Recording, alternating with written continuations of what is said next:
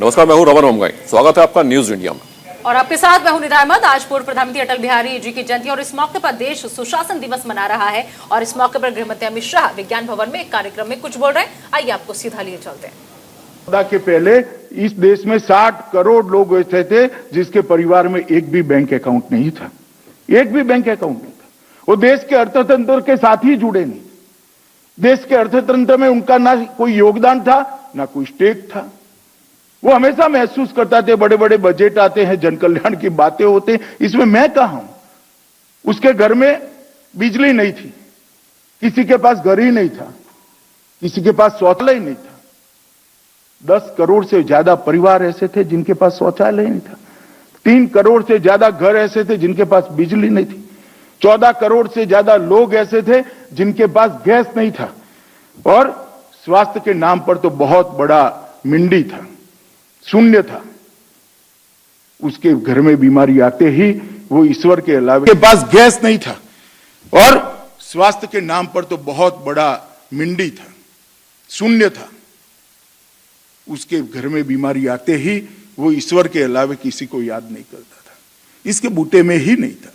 थोड़ा बड़ा बुखार आ गया तो दवाई करा लेते हैं, मगर कैंसर, दिल का दौरा, लकवा मार जाना, इस प्रकार की गंभीर व्याधियों से जब वो परिवार के अंदर आपत्ति आती थी, वो अपने आप को असहाय महसूस करता था और आजादी के मायने कुछ नहीं रह जाते थे। एक माँ अपने छोटे से बच्चे को तिल तिल मरते हुए जब देखती है ना, तब आजादी के कोई मायने नहीं रहते। एक बेटा अपने बूढ़े बाप को तिल तिल मरते हुए अभाव के कारण देखता है, आजादी के कोई मायने नहीं रहते थे। घर में भूख भी थी।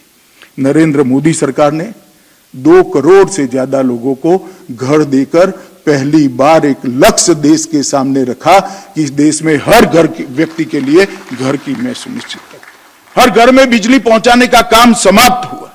हर घर में शौचालय पहुंचाने का काम समाप्त हो गया। 14 करोड़ लोगों के घर में गैस पहुंचाकर धुआं मुक्त घर बनकर इसके स्वास्थ्य को सुधारने का काम किया है। हर घर में पीने का पानी पहुंचाने का लक्ष्य हमने दिसंबर 2022 के पहले सुनिश्चित कर लिया है। 5 लाख तक कोई भी बड़ी बीमारी हो, ना उसको दवाई का खर्चा करना है, ना उसको हॉस्पिटलाइजेशन का खर्चा करना है। इस प्रकार की व्यवस्था शुरू करी और कोरोना के कपरे काल के अंदर भी 80 करोड़ लोगों को 2 साल तक प्रति व्यक्ति 25 किलो अनाज मुफ्त पहुंचाकर उसकी भूख से भी उसको बचाने का काम ये भारतीय जनता पार्टी की नरेंद्र मोदी सरकार ने किया है।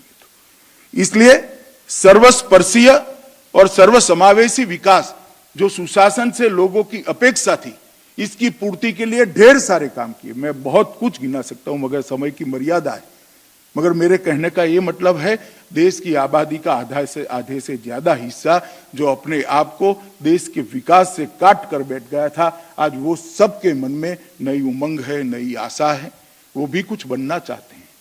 अगर वो कुछ बनने का प्रयास करते हैं, वो अपने आप को आगे बढ़ाने का प्रयास करते हैं, तो स्वाभाविक रूप से देश आगे बढ़ेगा। देश के विकास के साथ इसने अपने आप को जोड़ा है। इसके जीवन स्तर को ऊपर उठाने का प्रयास किया है और हर योजना का स्केल बदलने का काम नरेंद्र मोदी जी ने किया है। पहले योजनाएं आंकड़ों में हुआ करती थी, अब योजनाएं समस्या को समाप्ति की घोषणा के साथ बनती है। पहले तय होता था 50,000 घर बनाएंगे, अब सबको घर देना है। पहले तय होता था 1 लाख लोगों के घर में पीने का पानी पहुंचाएंगे, अब तय होता है सबके घर में पीने का पानी पहुंचाना है, सबके घर में शौचालय, सबके घर में बिजली, सबके घर में गैस। ये सर्वस्पर्शीय सर्वसमावेशक विकास का एक मॉडल प्रधानमंत्री जी ने खड़ा किया है। मैं मानता हूं ये सुशासन का बहुत बड़ा परिचायक। भ्रष्टाचार के उन्मूलन के लिए ढेर सारे काम करें। सबसे पहला काम डीबीटी, डायरेक्ट बेनिफिट ट्रांसफर। देश के 60 करोड़ लोगों को अपने सरकार ने बनाई हुई योजनाओं का पैसा लेने के लिए, चाहे दूर सुदूर कोई गांव में कोई विधवा बहन रहती हो, कोई वृद्धा रहती हो, कोई वृद्ध रहता हो, कोई दिव्यांग रहता हो, ये सबको अपना फायदा लेने के लिए बिचौलियों का सहारा लेना पड़ता था। आज धड़ल्ले से उसके बैंक अकाउंट में सीधा दिल्ली से पैसा पहुंचता है। 100 रुपया भेजते हैं, 100 रुपया सीधा उसके बैंक अकाउंट के अंदर पहुंचता है। मैं मानता हूं करप्शन पर एक बहुत बड़ा कुठाराघात बहुत व्यवस्थित तरीके से नरेंद्र मोदी सरकार ने किया है। इसके अलावा ब्लैक मनी के लिए कई सारे कानून बनाए गए, बेनामी संपत्ति का कानून बनाया गया, आर्थिक अपराधियों के लिए कानून बनाए गए, सेल कंपनी के खिलाफ एक बहुत बड़ा अभियान उठाया गया और इंस्पेक्टर राज पर लगाम लाने का काम भी सुशासन के मंत्रों के माध्यम से नरेंद्र मोदी जी ने किया है। और इसके कारण आज 7 साल की सरकार के बाद भी हम लोग विश्वास के साथ जनता के सामने कहते हैं, एक ऐसी सरकार है जिसके 7 साल के अंदर एक भी भ्रष्टाचार का आरोप भी कोई नहीं लगा सका। ये पारदर्शिता का बहुत बड़ा उदाहरण है। नीतियों को स्पेसिफिक बनाया, उसको स्थायित्व दिया, उसमें स्पष्टता भी काफी लाने का काम किया, जिससे इसका फायदा जो नीति जिनको फायदा देने के लिए बनाई है उस तक पहुंचने में कोई कंफ्यूजन न हो, किसी प्रकार से कोई तकलीफ न हो। प्रशासनिक सुधारों में ई गवर्नेंस और सिटीजन चार्टर को भी बहुत प्राथमिकता दी गई। तीसरा मुद्दा था मूलभूत समस्याओं का समाधान। मैं 1-2 उदाहरण देना चाहता हूं, स्वास्थ्य को ही लेना चाहता हूं। यहां निर्णय टुकड़ों टुकड़ों में नहीं होते। स्वास्थ्य को अगर पूरे देश के गरीब से गरीब व्यक्ति को स्वास्थ्य को एड्रेस करना है तो अस्पतालों से अकेले से नहीं होगा। इसको शुद्ध पीने का पानी जब तक आप नहीं पहुंचाते उसके स्वास्थ्य को ठीक नहीं कर सकते हो। उसके घर में शौचालय नहीं देते हो, इसके स्वास्थ्य को ठीक नहीं कर सकते हो। सस्ती दवाई नहीं देते हो, इसके स्वास्थ्य को ठीक नहीं करते हो। इसको स्वास्थ्य के सामने ये सब होने के बावजूद भी अगर स्वास्थ्य बिगड़ता है तो उसको प्रोटेक्शन नहीं देते हो तो आप इसके स्वास्थ्य को ठीक नहीं करते हो। और स्वास्थ्य का इंफ्रास्ट्रक्चर अगर बढ़ाते नहीं हो तो भी उसके स्वास्थ्य को ठीक नहीं कर सकते। मित्रों, सबसे पहले शौचालय बनाने का अभियान लिया गया, उसके बाद अब शुद्ध पीने का पानी पहुंचाने का अभियान लिया गया है। बहनों के स्वास्थ्य को ध्यान में रख के शुद्ध ईंधन गैस का सिलेंडर इसके घर में पहुंचाया गया। इसके बाद सस्ती दवाइयां, जेनरिक दवाइयां पहुंचाने का एक जाला बुन लिया गया। उसके बाद में प्रधानमंत्री आयुष्मान भारत योजना को लाया गया। देखने में तो ये सब कार्यक्रम अपने अपने आप में अलग है, मंत्रालय भी अलग है, मगर उसके बीच में एक सूत्र है कि जनता के स्वास्थ्य को पूर्णतः सुरक्षित करना। मूलभूत समस्या का समाधान कैसे हो सकता है, ये इसका उदाहरण है। ऐसे बहुत सारे उदाहरण मैं दे सकता हूं। भ्रष्टाचार को उन्मूलन के लिए आधार, भ्रष्टाचार के उन्मूलन के लिए जनधन अकाउंट, मगर मैं इतनी डिटेल में नहीं जाऊंगा। मैं स्वास्थ्य पर ही बात करना चाहूंगा कि मूलभूत समस्याओं के समाधान के लिए नीतियां ऐसी बनी, कार्यक्रम ऐसे बने जिससे पूरी की पूरी समस्या जड़ समेत उखड़ जाए। इसके बाद में टेक्नोलॉजी का उपयोग कर कर इसको सुगम बना है। विश्व में भर में वैक्सीनेशन का प्रोग्राम चल रहा है। एक भी देश ऐसा नहीं है कि वैक्सीन लेने के साथ 30 सेकंड में उसके हाथ में इलेक्ट्रॉनिक सर्टिफिकेट आ जाए और वैक्सीन लेने के साथ 30 सेकंड के अंदर ही वो देश के वैक्सीन लेने वाले नागरिकों के रजिस्टर में रजिस्टर्ड हो जाए। मैं पूरे स्टडी के साथ कहता हूं, भारत ने ये जो काम कोविन ऐप के माध्यम से करा है, विश्व का कोई देश नहीं कर पाया है। 130 करोड़ लोगों का वैक्सीनेशन टेक्नोलॉजी के सहायता से और देखते देखते हो गया। पूरा विश्व देख रहा है कैसे वैक्सीनेशन करें। और समस्याओं को नरेंद्र मोदी सरकार ने एक अलग दृष्टि से एड्रेस करना का एक तरीका अपनाया है। जैसे दूसरी लहर आई, स्वास्थ्य की ही बात कर रहा हूं मैं, दूसरी लहर आई, ऑक्सीजन की कमी हो गई, ऑक्सीजन की रिक्वायरमेंट 12 टाइम 15 टाइम हो गई, कोई देश नहीं पहुंच सकता। वो ठीक है, उस वक्त हमने जो प्रयास करने थे गए, दुनिया भर से क्रायोजेनिक ट्रेलर लाए और उसको पहुंचाया, रेलें चलाई, हवाई जहाज से पहुंचाया, निपट गया। अब फ्यूचर में ऐसी दिक्कत आती है तो क्या है। अब हमने तय कर लिया कि 100 से ज्यादा जिनके पास बेड है वो हर एक अस्पताल के अंदर ऑक्सीजन प्लांट लगा देना और वो अस्पताल को ऑक्सीजन के मामले में आत्मनिर्भर कर देना। कभी भी कोई भी महामारी आएगी, ऑक्सीजन की डिमांड बढ़ेगी तो इस देश के अंदर कभी भी ऑक्सीजन की किल्लत नहीं हो सकती। इसको कहते हैं आपत्ति को अवसर में बदलना। इसको कहते हैं समस्या का मूलभूत समस्या का निवारण की दिशा में काम करना। ये सारी चीजें अपने आप में टुकड़ों टुकड़े में हो सकती है, मगर नीति निर्धारक वही है जो एक पद्धति के साथ एक के बाद एक जोड़कर, एक लड़ी जोड़कर समग्र समस्या का समाधान करे, और वो नरेंद्र मोदी जी ने किया है। चौथी चीज है जवाबदेही और संवेदनशील तंत्र।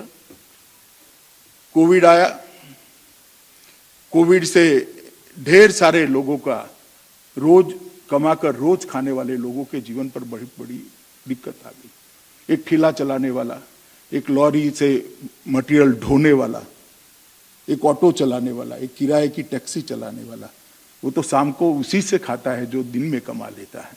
लॉकडाउन हो गया, वो क्या खाएगा? दुनिया की कोई सरकार ऐसे समाधान नहीं ढूंढ पाई। बहुत छोटी छोटी आबादी वाले देश भी नहीं ढूंढ पाए। हमारी 130 करोड़ की आबादी, और 130 करोड़ की आबादी में 80 करोड़ लोग ऐसे, सरकार ने तुरंत ही निर्णय लिया 80 करोड़ लोगों को जब तक कोविड समाप्त नहीं होता है 25 किलो अनाज प्रति माह सरकार की ओर से देंगे, और उसकी समस्या का समाधान कर दिया। कुछ समय तक दालें भी दी, कुछ राज्यों ने तेल भी दिया है। इसको कहते हैं रिस्पॉन्सिव और संवेदनशील सरकार। इसके साथ ही 130 करोड़ का टीकाकरण, उसको बहुत अच्छे तरीके से प्लानिंग के साथ फ्री ऑफ कॉस्ट देकर आज हम कह सकते हैं कि लगभग कोविड के खतरे से, कोविड कभी भी आ सकता है, वायरस रूप बदलकर भी आ सकता है, परंतु आएगा भी तो हमने एक सुरक्षा का लेयर कम से कम हमारे नागरिकों के लिए सुनिश्चित कर लिया है, जिससे इसकी जान को खतरा होने की संभावनाएं कम है।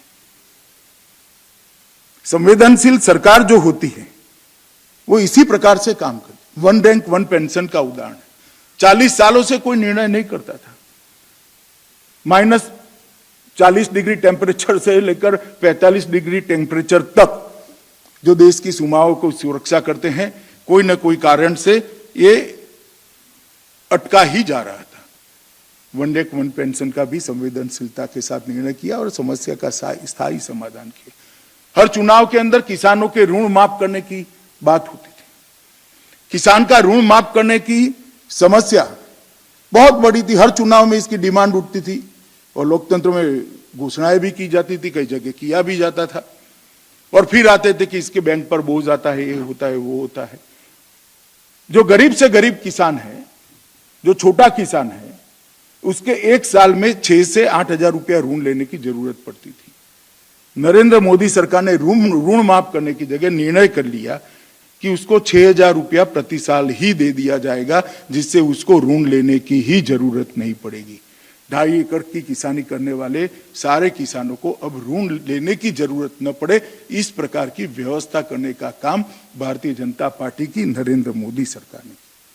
इनोवेशन के बारे में खैर मैं बाद में बताऊंगा, ज्यादा कहना नहीं चाहता हूं, आप सब लोग बहुत जानते हो। ढेर सारे नवाचार नरेंद्र मोदी सरकार ने अमल में लाए हैं जो सुशासन के रिलेटेड हैं। ढेर सारी नीतियों का इस प्रकार से नीतियों को बनाया गया है जो नवाचार को समावेश करती है। नवाचार को अपनी नीतियों में स्थान देने का काम नरेंद्र मोदी सरकार ने किया है, और स्थायित्व देने का काम भी नरेंद्र मोदी सरकार। नीतियों का आज स्थायित्व है। जिस क्षेत्र में नीतियों की जरूरत थी उस क्षेत्र में नीतियों को बनाया। जिस क्षेत्र में सुधार की जरूरत थी वहां रिफॉर्म किए। जैसे ड्रोन की कोई पॉलिसी ही नहीं थी, पहली बार आजादी के बाद ड्रोन पॉलिसी नरेंद्र मोदी सरकार ने बनाई।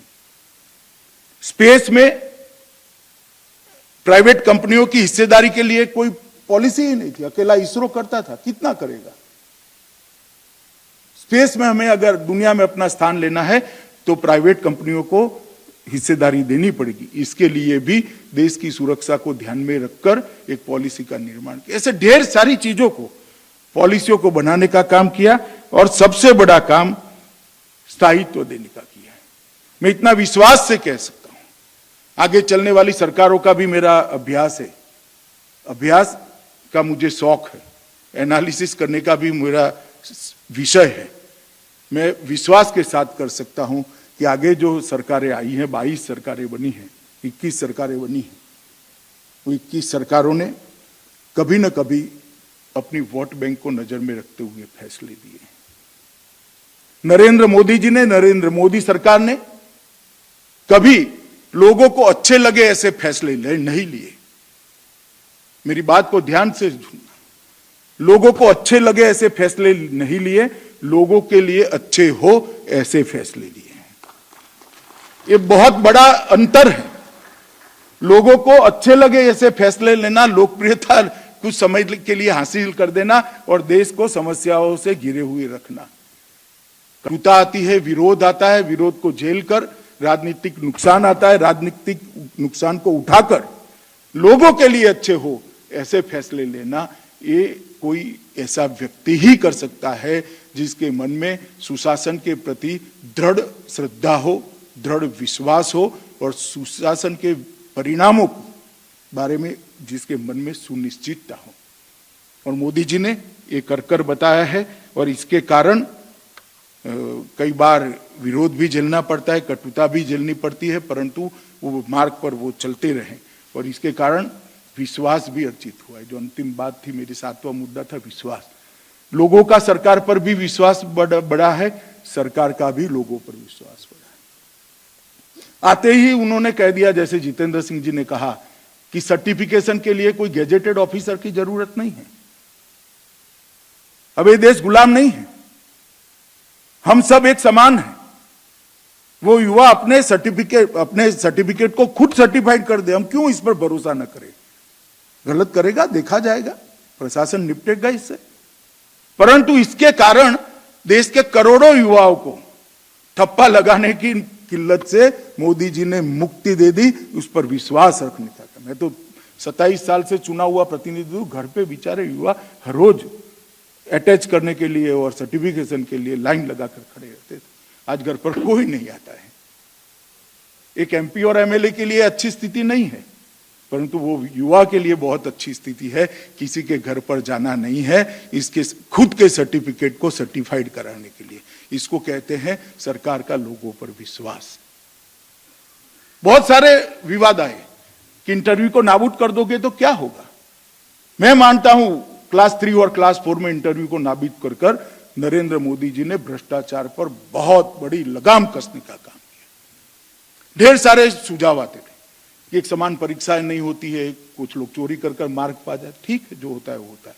मगर आज क्लास 3 एंड क्लास 4 के अंदर बहुत बड़ी सुविधा करने का काम किया है। मित्रों, विश्वास अर्जित करने का काम भी नरेंद्र मोदी जी ने किया है, जनता का भी उनके प्रति विश्वास हुआ है। मैं एक उदाहरण देना चाहता हूं फिर से एक बार कोविड की महामारी के समय का। सबसे पहले उन्होंने जनता कर्फ्यू का ऐलान किया। शायद ही किसी ने नाम सुना होगा, जनता कर्फ्यू कैसा हो सकता है, जिसमें पुलिस के एक भी नोटिफिकेशन के बगैर 130 करोड़ के देश में 12 घंटे तक कोई व्यक्ति अपने घर से बाहर नहीं निकला था। मित्रों, क्योंकि इस देश के प्रधानमंत्री ने कहा है हमें डिसिप्लिन रखनी है और आज हम अपनी शिस्त का दुनिया के सामने प्रदर्शन करेंगे। मैं मानता हूं इससे बड़ा जनता का किसी प्रधानमंत्री पर विश्वास का कोई बड़ा उदाहरण नहीं हो सकता। एक भी नोटिफिकेशन के बगैर 130 करोड़ लोग 12 घंटे तक अपने अपने स्थान पर अपने आप को बंद किए। तो मोदी जी ने भी जनता पर विश्वास किया है और जनता ने भी मोदी जी पर विश्वास किया है और इसीलिए उनको बार बार चुनकर 20 साल से जनता अपना भाग्य इनके हाथ में सौंप रही है। मित्रों, टेक्नोलॉजी का उपयोग, नीतियों का निर्धारण और प्रशासन के अंदर टेक्नोलॉजी का उपयोग, इसके माध्यम से ही सुशासन आ सकता है। मोदी जी ने मिनिमम गवर्नमेंट की दिशा में बहुत सारा काम किया है। राज्यों और भारत सरकार में ई गवर्नेंस, सिटीजन चार्टर को बढ़ावा देना, राष्ट्रीय ई सर्विस डिलीवरी मूल्यांकन सिस्टम, गुड गवर्नेंस इंडेक्स की शुरुआत की आज, जिसको प्रकाशित करेंगे। दैनंदिन प्रशासन में ई ऑफिस, ई समीक्षा, आधार के साथ बायोमेट्रिक प्रणाली, डीबीटी, पेंशन की मंजूरी और भुगतान निगरानी के लिए भी ई प्रणाली लाई गई। सार्वजनिक वित्तीय प्रबंधन प्रणाली लाई गई, जैम पोर्टल बनाया गया, केंद्रीय प्रोक्योरमेंट पोर्टल भी बनाया गया। जन कल्याण के विषयों में भी ई गवर्नेंस लागू किया गया है। एक राष्ट्र एक ration card, post office passport सेवा केंद्र, आपका।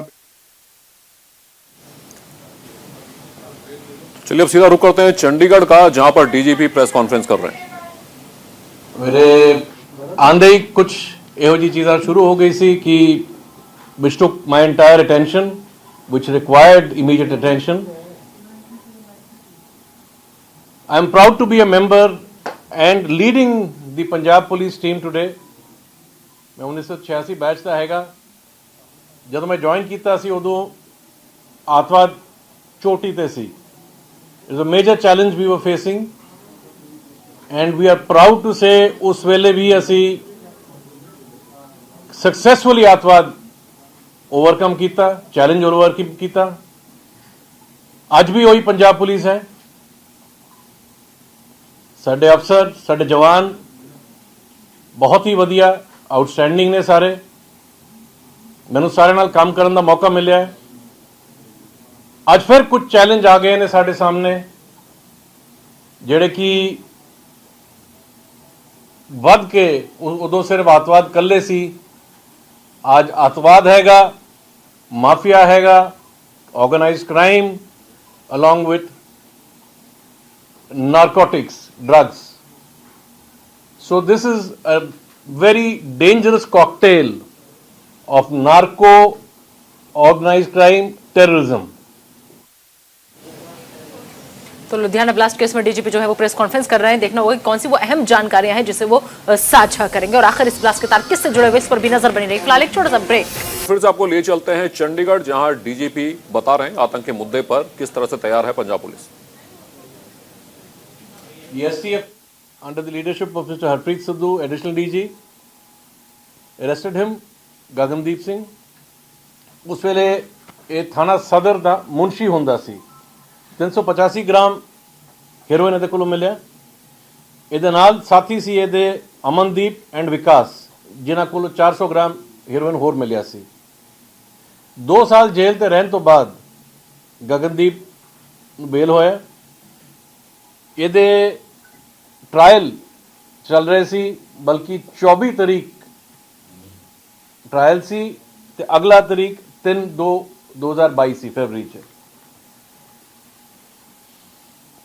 It is expected that most probably jail ਦੇ ਵਿੱਚ ਇਹਦੇ ਜਿਨ੍ਹਾਂ ਨਾਲ ਤਾਲਮੇਲ ਹੋਇਆ he transitioned from just narcotics to mafia to drugs. Now this is a very dangerous combination ਜਿਹੜਾ ਸਾਹਮਣੇ ਸਾਡੇ ਆਇਆ।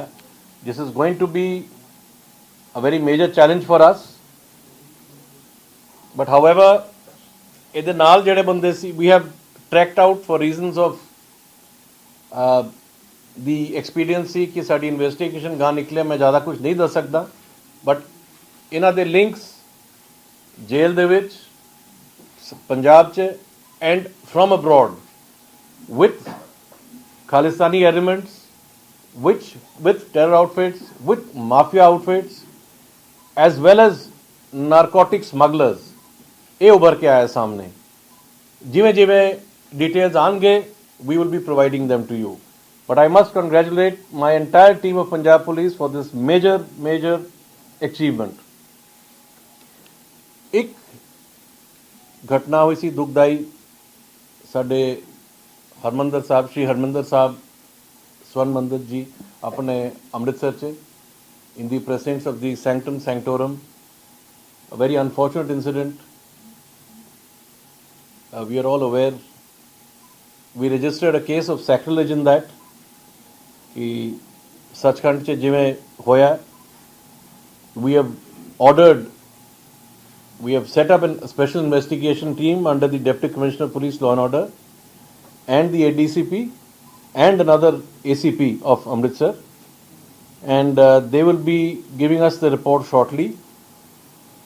We are still not, hale tak deceased identify nahi hoya, but we are in the process of doing that. We are studying the CCTV cameras, the images.